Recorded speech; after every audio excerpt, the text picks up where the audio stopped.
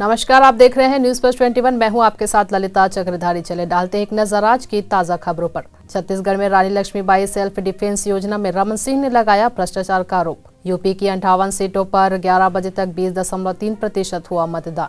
हिजाब विवाद हाईकोर्ट की पूर्ण पीठ गठित, आज होगी सुनवाई, धारा 144 लागू।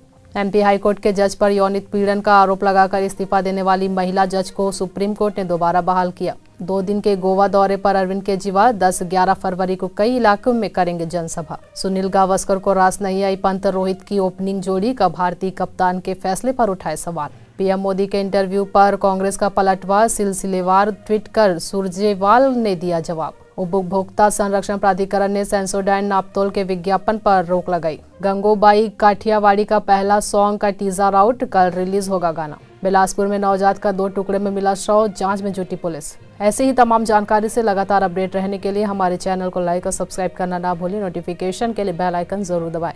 देखते रहिए न्यूज प्लस 21, आपके हक की बात।